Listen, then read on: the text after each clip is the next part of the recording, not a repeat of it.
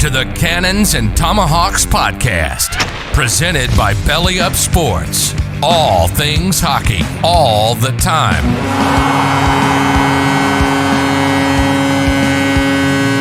And now, here are your hosts, two washed-up beer leaguers who have no idea what they're talking about, Zach Martin and Alex Nuttall.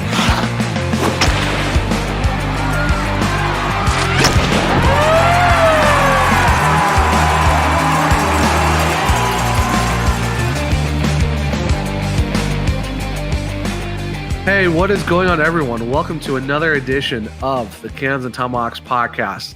I am Zach Martin, and as always with me is my good buddy, Alex Nuttall. Alex, how you doing tonight, man? Doing great. Having fun. Drinking alcohol. Blue Jackets Twitter is toxic. Not much else. Doing good. Yeah, I've seen it's kind of gone a little off today, you know. It's a death match right now. It sure seems like. Yeah, I know we'll probably talk about here in a little bit about, you know, your coaching decision, which was kind of shocking, but not shocking because of the fact that it's just an assistant coach promoted. But yeah, it's kind of glad I'm not part of CBJ Twitter because that looks like it's probably just a gong show right now. So, yep. I mean, hey, you know, the Blackhawks signed a player, you know, so I'm kind of happy about it. So, other than that, you know, just waiting for the expansion draft to see who we're going to lose because who really knows at this point? Yeah, so, for sure. I guess we'll see. You guys had a signing, and so did the Blue Jackets. We signed Samuel Nasco, defenseman. Okay. He was in the World Juniors. I think he played for, was it Switzerland? Something like that. One of the Blackhawks just signed Lucas Reichel, our first-round draft pick from this past draft. Signed him. You know, he played the World Juniors for Germany, fourth place. Lost to the United States in the bronze medal game 6-1, but he looks really good. Yeah. So from what I've heard, he's probably going to go to Rockford next year and, you know, start his professional, you know, North American career. Over here, he's going to play in Rockford. So, I mean, guy's ELC, 3-year deal. So I'm really excited to see this kid play. He's supposed to be really good. He did really well in the playoffs for Berlin's team. You know, they won the Deutsch. Oh, frick. So it's the Deutsch something Liga or whatever it is over there in Germany. But they won their cup. And he had like 2 goals and 3 assists in the playoffs. So he did pretty well. I mean, for the fact that that's a really tough league to play in too. Like that's really good for the fact of how old he is. And he had 5 points in the playoffs to help them go win a cup. Yeah. Can't beat that. So I'm really excited to see what he does. Oh, one thing. So while you're talking about that, that made me think of Igor Chinakhov, who won the KHL Rookie of the Year, who's the Blue Jackets prospect and is signed. And is good for you guys. Dude, that kid looks good. I'm super excited. That I think the biggest thing with that I laugh about the entire time is Jarmo just picked him out of nowhere. He blindly picked his name. It seems like he blindly picked his name out of the bottom of the hat that nobody had any idea about at the draft. Yeah, because they're trying to figure who he is. Like everybody had a list of like the top 100 or 150 prospects, and nobody had a clue who the hell he was.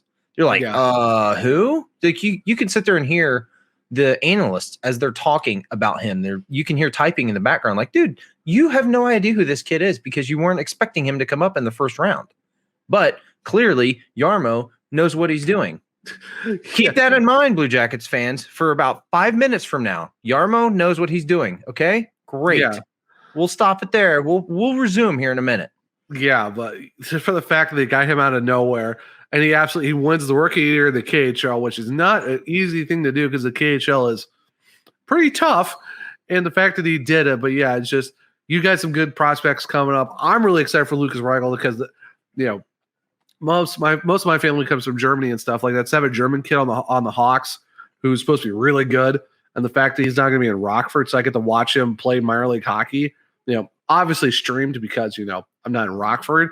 But still, I'm really excited to see how he plays. I definitely got hit up Courtney and Jackie a lot during the season to get their thoughts because they're season ticket holders of the Rockford IceHogs. So definitely want to get their input on like how he's doing over there. But dude, I'm excited for Reichel to come over here and you know play stateside and just absolutely kill it for the IceHogs and see where he does because he's just part of one of the other youth movement players that we have because we even you know a couple months back we got Jacob Slavin's brother. You know, he's playing at Colorado College right now. He's supposed to be really good too. So, you know, all the young guys we have now. it's just the youth movement is coming for the Hawks, and I'm just really excited because they like I said, they did really well this year, despite kind of falling off towards the tail end of the season. But all the young guys that we have, I'm kind of excited to see what the future holds for the Blackhawks with this youth movement that we got coming in right now. So to get Lucas Reichel on his ELC, not mad about it. I'm excited to see where this goes. There's a lot of teams. I mean, the Blue Jackets have their youth guys coming up too, but I mean, there's a lot of other guys and other teams that I'm excited and also worried about dealing with. Like one of the ones I'm concerned about now are the Rangers because of, while it hasn't been made official, I am putting my money down that Gerard Gallant is going to go play or go coach in New York. He's probably going to take that position. Yeah. So that team will be pretty scary with a coach that knows what he's doing, especially with guys like Mika Zibanejad. You got Artemi Panarin, you got Ryan Strome, you getting Alexi Lafreniere. Like you have all of these big dudes. You got Kabakako. You got that team, and plus their goaltender they got too. Oof, that I can say this right now: the Rangers are going to be a scary team next season with a full regular season and our normal divisions. I wouldn't look past the Rangers as an easy team to face because they're going to be a scary team next year. Yeah, I'm not looking forward to them in the Metro, but yeah. Hey, it is what it is. I'm not looking forward to playing Colorado again. So I mean, kind of in the same boat there, bud. Yeah, we'll see. You said there's a lot going on. One of the big things I want to touch on, nothing super big, but I think it's worthy of bringing up is PK Subban has been hired on as an analyst with ESPN for the rest of the NHL playoffs this year. Yeah, I saw it. It's a lot of like the late stuff. We're talking like 11, 12 o'clock. Like this is a late analyst stuff on ESPN. They're getting professional guys, but honestly, PK, I'm not mad about it. I'm just saying it just stinks that it's so late at night though. Well, that's what recording is for. You can always do that. True. You use my TV anyways. There's unlimited DVR. So go. I'm just going to everything you record on my account, I'm going to delete. Oh, I didn't even know we could do that. Well, there you go. But no, either way, though, I mean, that's really cool. The fact that they're bringing professionals on there and kind of jump starting the new contract of ESPN having the NHL next year, which it'll be nice because then I'll have to pay $100-something a year for NHL TV, IVSPN Plus. So, well, I like getting guys going over there. Like one of the big ones they've gotten, obviously, is Wayne Gretzky. He's going to go with TNT. Yeah, and then you have PK Subban from the NHL Network. You have Kevin Weeks, who's going over there, former goalie.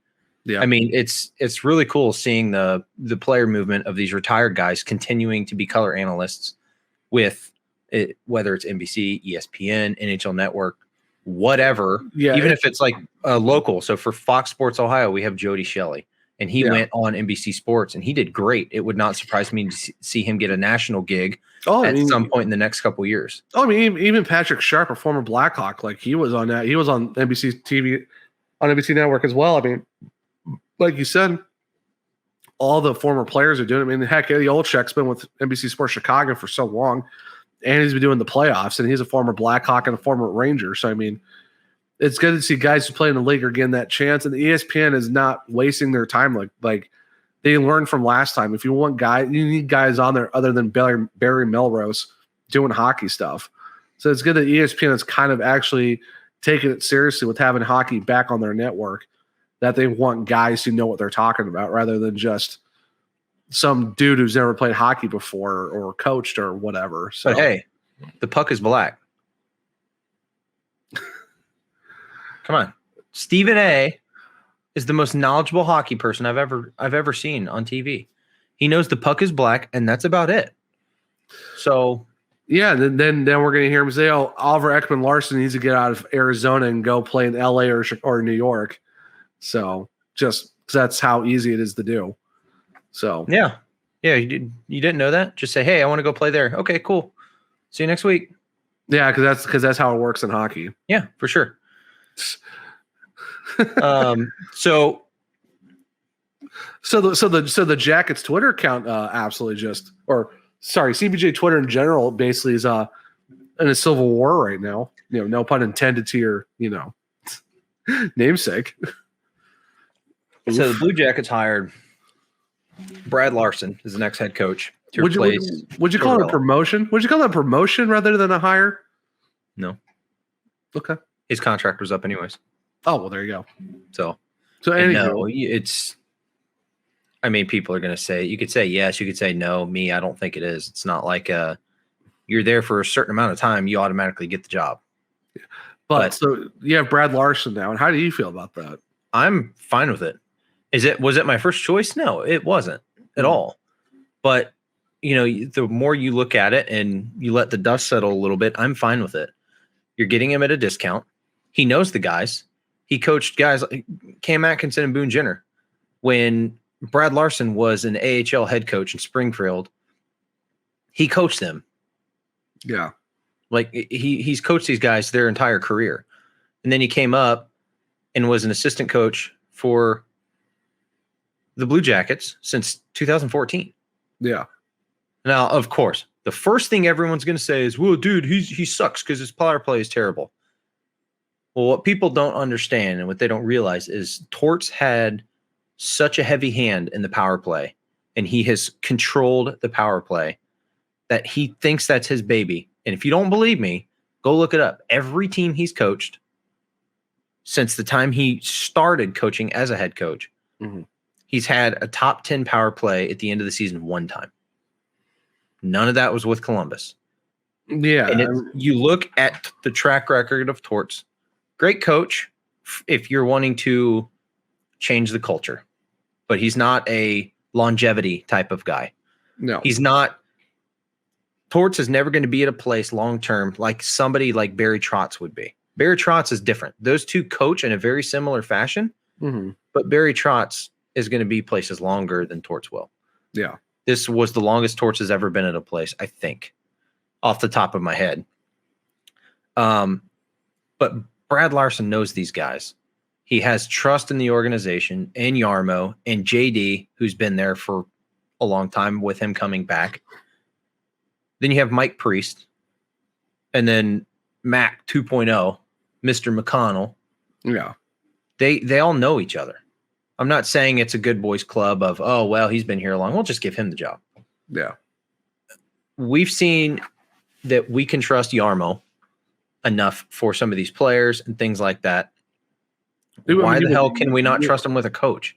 Yeah, you would think. I mean, like he was people are like, oh, he sucked when he was in the AHL. He was a head coach for 2 seasons, and he posted like a 95-45 record. That's not bad. That's and on top of that, let's not 50. Forget, that's 50 games over 500. Like on top of that, let's not forget that he won a Stanley Cup. Good God, he won a Stanley Cup with Colorado. I don't know why people just want to overlook this. He played in the NHL for 9 seasons, 5 with Colorado and 4 with the Thrashers. Because people think that, oh, well, he's part of Torts' coaching staff, that he's going to bring in he's going to keep the same system. Like Torts has never had a good power play. I don't know why people are so ignorant that they can't see this. Torts has never had a good power play. Yes, was Brad Larson in charge of the power play? You could say he was in charge of special teams. But guess what? Our penalty kill was fucking insane over the last 5 years. Nobody can sit there and argue me otherwise about that. But why on earth would you not even want to give him a chance of, let's see what he can do as a head coach when he's not directly in charge of the power play, when Torts is not there? Everyone has said Torts has been the cancer. Torts is the problem. Well, he's gone. Now that doesn't matter. So why not let this dude have a chance? Because he's on a flash. Because I'm just saying, my guess is he's on a flash name like a Gerard Gallant or insert really huge coach head name in that have been with multiple different teams because they've been around the league so much, because it's the good boys club of, oh, let's just add in this former head coach who's been around forever because he has been in the league forever. The problem with Gerard Gallant, he's a good coach. Don't get me Don't get me wrong. He just led him, Rick Tocchet, like whoever. I'm not talking about them. I'm only talking about Gerard Gallant right now. He just led Canada to gold in the World Juniors after they had a disgusting start. They played like shit. 0-3 start, and they came back and won. And the problem with Gerard Gallant is these idiotic Blue Jackets fans on Twitter think that he's going to come in and year one, we're going to be in Stanley Cup finals, just like Vegas. Just like him. Not the same. No, because Vegas had a really solid team from the jump. I mean, they fleeced a lot of teams into getting these guys that they got. And the fact that they were stacked from the start. Columbus is good, but you guys aren't Vegas stacked good. Well, I'm not trying to be mean. I'm not trying to be mean about it. It's just you look at the roster. There's, I can even from my Blackhawks. My Blackhawks are nowhere near Vegas, nowhere near Colorado, who we're watching right now. It's just you can't expect that with a roster that's kind of with a lot of question marks right now. Of you don't have a lot of guys under contract for very much longer outside of Bjorkstrand. Who do you really have under contract? Well, after next season, we have Gavrikov, who's going to be under contract for one more season, and Bjorkstrand and Cam Atkinson. That's it. Yeah, you have 3 guys after next year under contract, and you think you're going to win you're going to win a Stanley Cup with a roster that's 99% of it's going to be up next year, depending on that's the problem. What Yarmo does with this. People don't look at anything with common sense. Go to Cap Friendly. Look at the Blue Jackets roster and look at the contract situations for these guys. Oh, yeah. There are we could have a completely different roster minus 2 guys in the next 3 years, but people don't want to sit there and look at that. So why the hell would we waste time and effort bringing in a guy like Gerard Gallant for a team that's most likely going to fail? Yeah. I don't get it. And then everyone wants to complain, well, why would you give Brad Larson a 3-year contract? Okay, he's been with the organization for almost 7 years, and they're sitting there. They talk to him and they say, "Hey, you know what? We think you're good enough to be a head coach. We want to offer you the position." All right, cool, awesome. We're going to go, subpar of what the league average is. We're going to give you a 1-year deal. What kind of a trust does that show in his abilities? Because then, if I were him, I would have been like, "Okay, no." I'm not going to take a 1-year deal when you say you trust me, but you're only giving me 1 year. No. Well, you look at almost every coaching contract you get now is either a 2 or 3 year deal. You're not going to give some rookie head coach a 1-year contract. I mean, heck, like the Hawks, they put Jeremy Colleton in charge. He had a season. What do they do? Extend him for like another 2 years.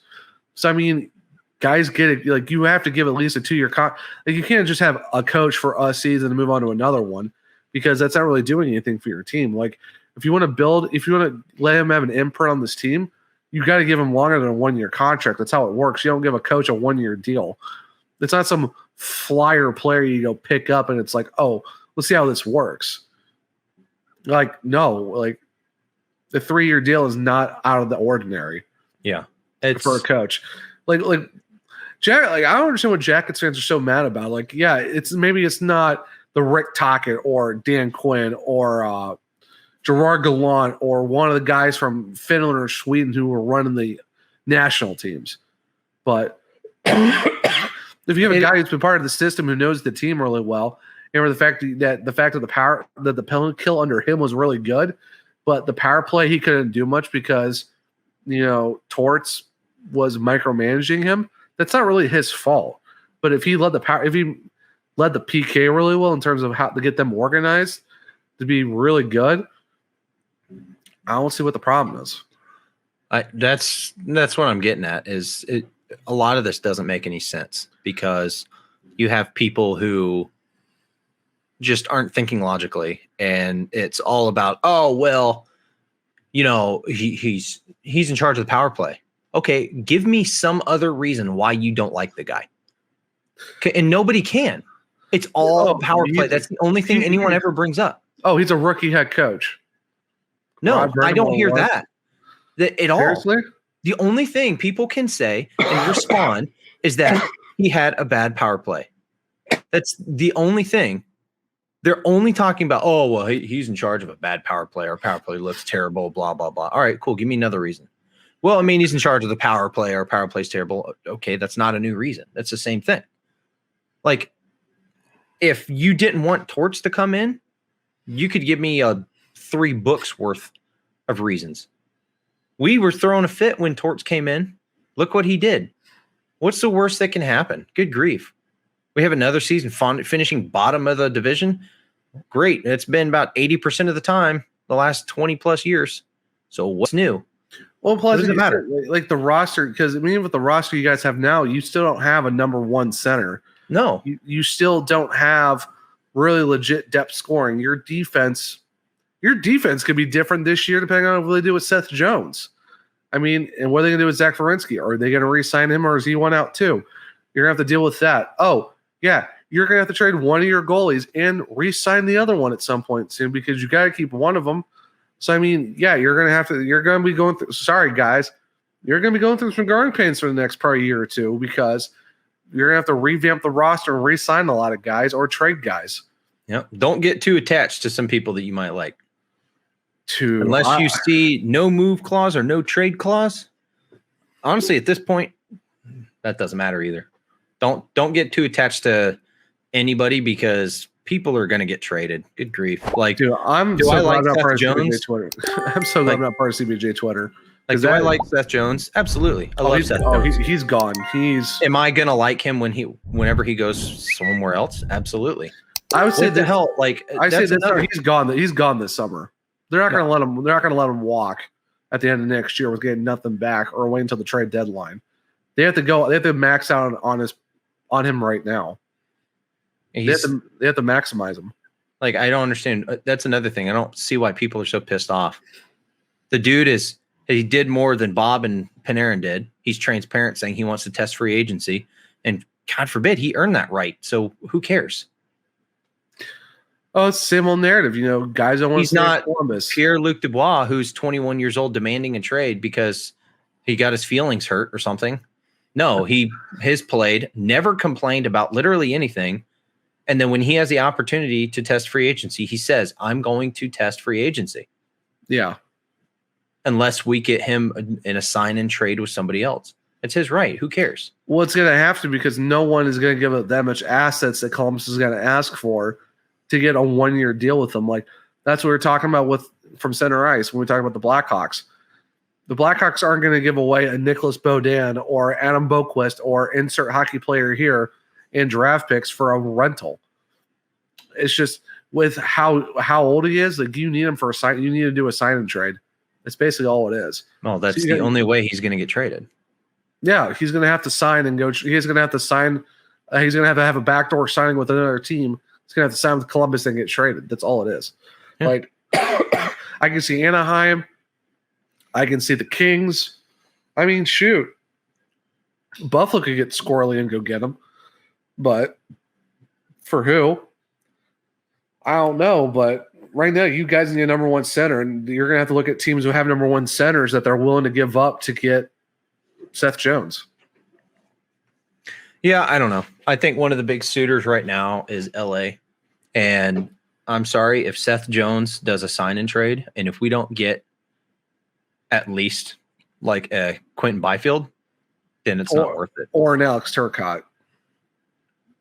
It's not worth it. You have to get one of those 2 guys. No, I know. I'm saying if you don't, it's not worth it at all. No, I'm saying I agree with you. It's like you got to get one of those guys. Because if you don't get one of them, it's not worth it. Like even Anaheim, you got to get Zegras. You got to get someone really good. But it all depends on the team. One of the ones I saw was possibly Detroit. It sounds weird, but that would be beneficial because apparently Zach Werenski wants to play with Dylan Larkin. Well, if they could make a trade and get Dylan Larkin, then okay, maybe we can sit there and entice Zach Werenski to resign, and then that helps shore up some of our forward depth. So trade Seth Jones to Detroit, basically. I mean, if he would want to go there, that's the thing. I have no idea. Because all everyone ever says is, oh, well, he wants to go to Colorado or Dallas. Congrats. Colorado's not going to happen. There's no way they're going to be able to pay him and Nathan McKinnon and Gabriel Landeskog and Cale Makar. Byram. Well, no, you have these top guys And then Mikko Rantanen, his contract's up. Grubauer at some point too. So you're going to have to sign all these guys, and then you're going to somehow find a way to pay for Seth Jones and Cale Makar? No, sorry, not going to happen. Not unless they give somebody up, which they won't. And Dallas maybe, but you're going to have to. They have a lot of guys too. They're going to have to resign at some point as well. And who are you going to get from them? Like you're going to have to get someone off that team. I don't know. I don't see any of that. Like I see LA. I think Montreal was a suitor for that. You're gonna have to get like a Cole Caulfield or Nick Suzuki or someone. Oh, they won't. They after the last couple months, they will. There's no way they would move Cole Caulfield. They would move Kotkaniemi before they move him. Yeah, Kotkaniemi is not a bad pick, honestly. I mean that wouldn't be a bad pickup for you guys. But at this point, I see the Blue Jackets still making a hard push for Jack Eichel. That's the thing. So I'm interested to see who they would give up for that. Yeah, you're talking like Seth Jones. Because didn't we talk about that? It has to be like because they're looking for like what, basically like four equivalent of first rounders or something like that for. Yeah, they originally it was 4 pieces, and they all either have to be first round picks or people that were drafted in the first round that fit their needs. So yeah, so Seth Jones, Korpisalo, but you have to sit there and look. Seth Jones would have to agree. That's the problem. He holds the cards in his hand. If he doesn't want to go to Buffalo, he could sit there and say, pound sand. No, I'm not going there. Yeah. Because, I mean, he could still get traded. But the thing is, we're not going to get as much back because he won't sign. Yeah, because if he doesn't do a sign and trade, you're going to have to go with the most minimum of what you can get. That's going to be a rental move. Well, in my opinion, if he doesn't want to get traded and he just wants to go through free agency, then the best thing we could do is trade Werenski and hope that we can try and get Jones to re-sign with us. That's playing with fire. I know, but that's the Blue Jackets way, man. Yeah, honestly, at this point, you have to get Seth to do a sign and trade, or because they're not going to let him walk for nothing. But they also don't want to try to get the least amount they can out of a rental move. They want to maximize that move to where you're getting assets back. Yarmo knows that he knows what we can get back for Seth. So if he knows what we can get back, he's going to get that. I mean, he got a first round pick for freaking Nick Foligno, for God's sake. Very true. He did. He'll get back what he intends to get back. So I think that Seth will get traded. One of the goalies will be traded. I think it'll be Corpy. And then I could see either Liam Foudy or Emil Bimstrom getting traded. I don't see Nick Foligno coming back, honestly. While it would be okay, but even league minimum, I don't care.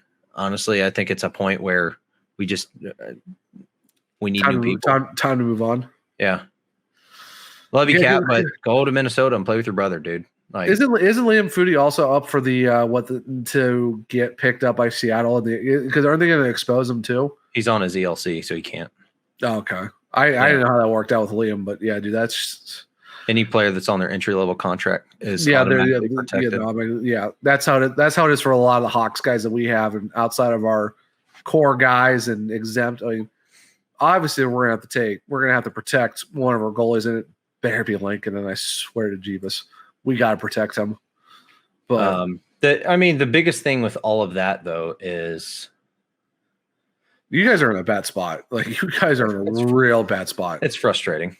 That's for sure. It is frustrating. Yeah, because you basically got a guy who doesn't want to go there, but you don't want to let him walk for absolutely nothing. Yeah. But then you got to maximize a rental move, or you got to maximize a sign and trade, and you got to hope the team that you want to send him to, he's going to want to sign with. Yeah, and we're going to have to. That's the thing. I mean, if someone does a sign and trade with Chicago, I wouldn't mind grabbing him, but it depends on who we're going to give up, though. Yeah. I mean, is it Nicholas Beaudin or Adam Boquist and a pick? I don't know. I mean, it all depends on what you guys really need. I mean, Boquist is a defenseman. Beaudin is just, I don't know. It really depends on what you guys want out of that. Obviously, the Brinket's not going to be he's not getting moved, or a Taze or a Kane. But Yeah. Yeah, dude, Seth has put you guys in a weird spot. Yeah, it's definitely not. Is that with Zach too? Zach is putting you guys in a bad spot too because you don't know what he's gonna do. Well, the benefit of that is we still have his rights. I mean, he's still a restricted free agent, so there's only so much he can do. And anyways, past that, if he were to re-sign with us, it has to be for at minimum another 2 years if he wants to be an unrestricted free agent. Yeah. So we have his rights for at minimum, 3 more seasons now. Yeah. Unless he is traded. But from the defense, I mean, honestly, I look at it, I'm not overly super worried. Would it suck losing Seth? 100%. 100%. But we still have Michael Delzato, who will resign. Yeah. We have Vladislav Gavrikov, who I think will be with us for quite a while. Yeah. And the big one is Mikko Lehtinen. And he's an unrestricted free agent, but I will put money down that we will re-sign him. No, he played really well for you guys when you guys got him. So, I mean, I don't see why not. And then, obviously, we have Gabriel Carlson, who is a bottom pair guy, and same with Andrew Peak. But I mean, they're not bad. I mean, the thing is with that is they'll get the job done. Well, we signed Samuel Nasco, was it yesterday? And then we have Gavin Bayruther, who we picked up from a trade with Dallas. What was it, like a year ago? Something like that. And then Jacob Christensen. Like, we have a lot of really good defensemen that are coming up, so I'm not overly concerned, honestly. It's just it'll have to be a sign and trade. There's no way in hell that we can do anything without that to try and get what we can back. Mikhail Grigorenko, bye. He declined an extension with us and is going back to the KHL. See ya. Peace out. Yeah. Your forward situation is going to be interesting too, for the fact that, it's, Nick's probably not going to come back. You got all those guys you have too. You got Line as a restricted. It's just, outside of, you have Cam and you got Bjorkstrand. So Gus Nyquist is going to be back. Max Domi is not going to start the beginning of the season. He went through shoulder surgery, and he's going to be out, I think, 4 to 6 months. So there's a good chance he'll miss the first month at most, I think. Yeah. Which kind of sucks, but depending on what we do from a center perspective, I think we'll be okay. Well, you guys have in this offseason, you have to go for a top line center. Oh, I know. You have to, because you can't expect to go with that center group you have now. Because center group? That's what I'm saying. Your center group is rough. All right, we're going to go ahead and we're going to play a quick little game. We're going to go through all of the guys on our team who play center, who are natural centers. Okay. All right. And that's the extensive list of guys that are natural centers. You didn't even list a guy's name because you literally have no natural centers. All of these guys started at wing. Now, that's the only one that I would say maybe is a natural center is Jack Roslovic and Max Domi. Oof. Max Domi was at center in Arizona. Did pretty well. He went to Montreal. And then they were like, no, dude, you're at wing. So he's like, okay. And he was the Max Domi we knew. Jack Roslovic played center in juniors and things like that. And then he was moved to wing in Winnipeg because they had 416 centers. So, okay, he was at wing. So basically, Roslovic is your only real true center, and he's good, but... Well, I'd say if we had a true number one center, it's Max Domi. But we don't have I wouldn't say he's a number one center. Number two center? Absolutely. But we need a guy like a Vincent Trocheck. We need a guy like a Jack Eichel. We don't have that. That's the problem. We don't have that. And I think at this point, getting JD back, I think Yarmo is going to go big balls, and I legitimately do think we will make a move for Jack Eichel. I really do. Yeah. And if so, that will solve, I'm not saying everything, but that will solve a lot, because he is under contract for 5 more seasons. His contract is up in 26, 27. Okay. So that could solve quite a bit. Yeah. You know, in next season, like if we moved and got him and next season Boone Jenner doesn't return, guess what? Throw an A on Jack Eichel. Because then by the time Cam Atkinson's contract is up, I don't know if he'll play anymore. Maybe another couple seasons.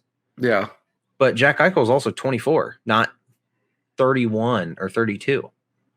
Yeah. So like, oh, wow, 5 more seasons. God, that's terrible. Yep, he'll be 29. Okay, cool. We can sign him to another deal if we had him. Yeah.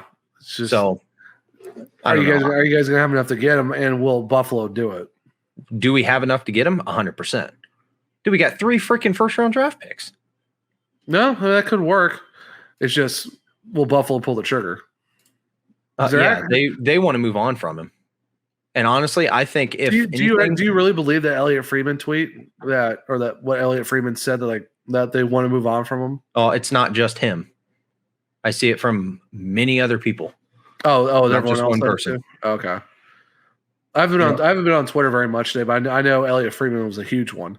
And the fact that on top of all that, Jack Eichel, his exit interview says, I want to blah, blah, whatever, no matter where that is next year. No, he's okay. Well, even he's or for the fact that they're dicking around with his surgery because he's hurt. He says he's hurt. He wants the surgery, but then Buffalo's saying, you really don't need it. It's like, well, it's not as simple as that. I think the biggest problem with that is he wants a surgery, but it's considered a experimental surgery that's never been done on an NHL player before. That's why Buffalo's skeptical. I get it from that standpoint. But at the same time, like, will you want him to continue playing and hurt himself next season and then he can never play again? Yeah, he's got a disc issue in his neck. Like, yeah, maybe we need to figure this out, but I think that would probably be part of those conversations if he's moving. Because the thing is, I'm saying when he's traded. It's going to be this year. It's not going to be next year because next year he has a no-move clause that gets kicked in. And then he's under full control of everything. So he would have to waive it. I think this year Buffalo wants to get him out and move him. So I can see that happening. They're going to have to really fix how much they're asking for them. If they really want to get rid of him, they're going to have to make their demand a little bit more flexible for teams to go for it. No, they won't, because teams are going to go for it regardless. Dude, centers are the hardest thing to find in the NHL. There is no way in hell people are not going to try and pay for that. Yeah. The Blue Jackets will throw that shit out the window. Like, hey, here you go. Take my money. Let's go. Same thing like the Rangers. Because right now the Blue Jackets and the Rangers are the 2 biggest teams in on that whole Eichel thing. The Rangers don't need another dude. Like, they have guys. Like, that's the thing. They have guys. They have a lot of guys to give up. Could you imagine Jack Eichel on a team with Capo Caco and Lafreniere and Zibanejad and Fox? Well, the problem is if you're getting Jack Eichel, guess what? One of those guys is going. Oh, you have to. You have to get rid of one. Whether they like it or not. And I guarantee you Capo Caco would be part of that package going back to Buffalo. Oof. If I'm Capo Caco, I'm like, send me somewhere else. I don't want to go to Buffalo. Well, unfortunately, he doesn't have an option to choose. Oh, I know. No, I know. I'm just saying that, like, that's just rough. Like, you go from playing in MSG to nothing against Buffalo or their fans, but the way they're working right now, Buffalo is where your career goes to die. Like I said, no offense to Buffalo and their fans. Even their fans would say the same thing. But dude, that's a rough go.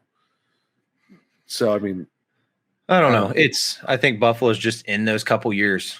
I mean, every team goes through it. The Blue Jackets have been there. The Red Wings have been there. The Senators have been there. Now it's Buffalo's turn. The Kings have been there. The Panthers have been like every team deals with it. The Blackhawks have been there for weeks. So I don't say it's where their careers go to die. It's just it sucks for a few years, and then ultimately another team. Right now it's pretty bad. Another team will ultimately suck more and take that throne, or Buffalo will get a first round pick and be terrible and then get the number 1 overall pick. And then, oh my God, this guy is a saving grace. Like next year, or hell, they could suck in 2 years, get the number 1 pick and pick up Connor Bedard. and then there's your replacement. Yeah, that's one of those things. You never know what's going to happen. Yeah. So hey, they might get Owen Powers this year. So for them, they need to pick him. Yeah, their defense sucks, so they need to pick up Owen Power. Which is wild for the fact because they still have, Yuka Haru and Darlene and all these other guys, and it's just. Well, that's why I'm hoping the draft goes in the Blue Jackets' favor, so the Blue Jackets can draft Matty Beniers from Michigan. That would be huge for you guys. I'm hoping we get that. What's that kid's name from Chicago? So I keep forgetting his name. Coronado. I hope we get that kid from Chicago still because his scoring in the USHL was stupid. Yeah. For the steal. Like if we get him at 11, oh my gosh, inject that into my veins. Yeah, that dude. It's like another Alex DeBrincat who's just a lethal scorer. Like him, DeBrincat, and Kaner with Kubalik and everyone else who can put pucks in the net. Yeah, dude, that would be interesting. So we got super off topic here. Long story short, you guys can be pissed off about the Brad Larson thing all you want. You're entitled to your opinion as a fan, but good God, take a day or two and just process and do a little bit of research. Look at his statistics. Look at how he was as a head coach when he was in the AHL. Look at how he was when he was in the NHL. Look at how he was as an assistant coach, and understand that John Tortorella had so much control over everything that he was not allowed to do his freaking job. Yeah. And if you don't believe me, look at Torts when he was with Columbus, and then look at Torts when he was with Vancouver, and then look at Torts when he was with Tampa Bay. And the Rangers. Like, I'm sorry, he's had a top 10 power play one time. Top 10. Guys, that is not that hard to do in the NHL. At that point, there's been a majority of time, it was 30 teams that you had a 33%, a 1 in 3 chance to get a top 10 power play. And he did it one time in the last 20 years. And the thing is, like, why would you want a coach who's been around for so long that's been on multiple different teams and their systems are just not where the Jackets are at right now? Like what? Here's the thing. Here's a scenario. Everyone's pissed about this signing, him being a head coach and all that stuff. Somehow the Blue Jackets go to the Stanley Cup Finals. Now, are you still mad that he's the head coach? Are you still pissed at the signing, at the 3-year deal? And then it's going to be, well, I wish they would have given him 5. I wish they would have given him 6 years. I mean, this is the best decision ever. Like, you can't sit there and make opinions about it. Like, based off of one tiny thing that he had a little bit of control over. Yeah, and like I said earlier, 3-year contracts aren't something that's out of the realm of possibility. A lot of coaches who start as coaches get 3-year contracts. That's not new. That's just some weird thing that's happened. Like, you have to give coaches at least 2 or 3 years to get their system in. Yeah, like, it's like hockey is so different where you have guys who have at least 2 years under their belt before they get fired. Like, it is what it's not football where you can have a different head coach almost every year, or basketball. It's not like when Torts was in Vancouver and he gets fired after not even a year. That was a dumpster fire in of itself, but that's a different story. Still, but just goddamn, give the guy a chance. The guy's done nothing wrong, and they're already crucifying him. Like, oh, this is a bad decision. Like, the dude knows, he's been in the system for a long time. He knows what's going on. Like, obviously, he's gonna put his own spin on stuff. He's not gonna do what Torts did. No, I mean, but every coach is different. That's the thing. But I think the biggest thing with them is it's also going to be a little dependent on who the assistant coaches are. Yeah, because we don't have any yet. Since Bradshaw actually took a job with Vancouver, but I'm putting my money on one of them being Jared Bull, who's our current player development coach, and then the other one is either going to be the assistant coach for Dallas. I can't remember his name off the top of my head, but he worked with Brad Larson when he was the head coach in AHL. He was his assistant coach, ironically enough. Or Yuki Jalonen is going to come over from Finland and be an assistant coach for the Blue Jackets for a couple years, and then he'll end up being a head coach at some point. Which wouldn't be a bad option for you guys because that would be I will put money down. Line. Yeah. Well, if he comes over, I will literally bet $1 million that he would be the one in charge of the power play. Because look at Finland's power play. Oh, it's lethal. It's crazy. So yeah, you're going to put him. If you saw the Worlds, Finland's power play in the Worlds was absolutely stupid good. Like you're going to put him in charge of the power play with freaking Patrick Laine. Yeah, I think we'll have a good power play. Yeah, yeah. People like, how would you let the guy have maybe a season under his belt first before you say that it was a bad decision? Like, and then this is the thing I say to other fans too. Like, stop name chasing. It's just sometimes it just doesn't work. Like, you can't just name chase every guy because I know this name, I know this name, I know this name.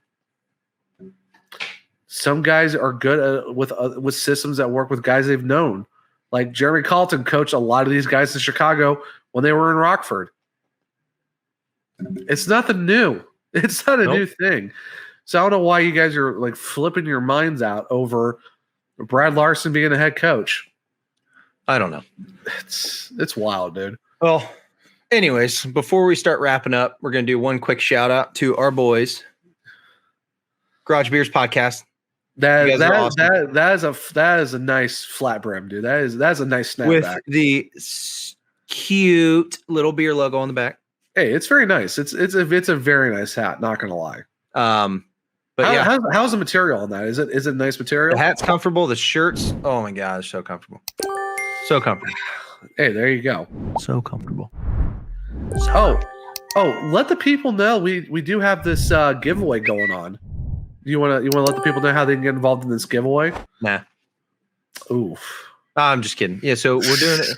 Obviously, if you guys happen to not have seen our Twitter yet, we do have a giveaway going on right now that you can win any jersey in the NHL that you want, excluding reverse retros because they're stupid hard to find.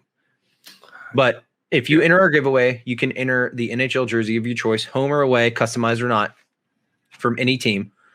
You can enter up to 2 times. All you have to do is 1, go to our Twitter. You have to like and retweet. Make sure you're following us at Cannon Hawks Pod. Also, make sure you're following Belly Up Hockey at Belly Up Hockey, shockingly enough. To be able to enter the second time, all you have to do is go to our Instagram. That link is in our link tree on the bio page of our Twitter. And you have to go over there, like the page, and honestly, leave a comment. Best Letterkenny quote that you can find. That's all you have to do. You can also do that on Twitter too. I've seen some good ones that are. Do it on Twitter for some extra credit. Yeah, get a little bit. Maybe you'll get another entry depending on if it's good or not. We'll see. Yeah, there are some pretty good ones on there. You know what appreciates about you? That's a good one. Very very practical, but the Canadian Geese one, that one's pretty good. That's a pretty good one. Not gonna lie. But if you enter those, obviously we're gonna pick 2 winners, and the winners are going to be announced the day of the first game of the Stanley Cup Finals. Yeah, so we're going to announce it. You have a whole round to get through to get a part of this. Yep. So I mean, you have a chance. Why not? Why not? As they say, I don't know. It's just, I mean, I would love to go get one, but is what. Yeah, I really wish I had a NHL jersey. I don't have any yet. I know, like it'd be nice to have one. Sorry, hold on. There you go. I don't have any yet. I'm sorry, I don't have any yet. Yeah, if only.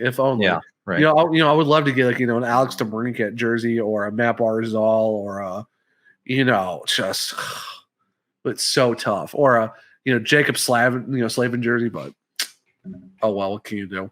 Yeah. Well, that about wraps this episode up for the Cannons and Tomahawks podcast presented by Belly Up Sports. You can always find Zach at CLE Zach on the land of the Twitter world. You can find me at _CBJ, even though all Blue Jackets fans are toxic on Twitter, so I'm just kind of ignoring everybody right now. You can find our Twitter at Cannon Hawks Pod. You can also find us on Instagram, YouTube, and Facebook. Go subscribe on YouTube. Go like everything else. Go follow everywhere else. Wait, Alex, we forgot our other announcement. Because we hit our 1,000 followers on Twitter. We also we have to do our podcast news announcement. Other than the giveaway, we actually have an announcement we have to do. Well, you know, I think what you guys are going to have to do is wait until Tuesday when we have a surprise segment that comes out. And then you guys are just going to have to listen there. It's going to be right at the beginning. But on Tuesday, we have a new segment coming out for the Cannons and Tomahawks podcast. And everything is going to be explained in there. Long story short, changes are coming. That's it. As they say in Wayne's World, we fear change. That's all we're going to say. That's all we're going to say right now.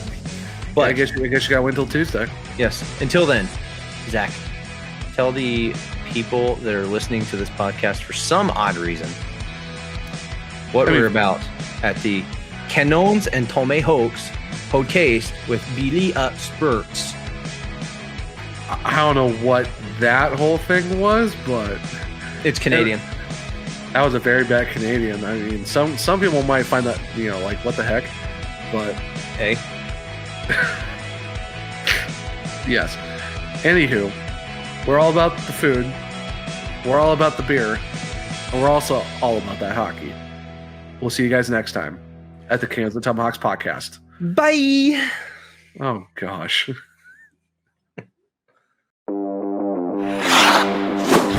Thank you for listening to the Cannons and Tomahawks podcast, presented by Belly Up Sports. Beer, food, and hockey.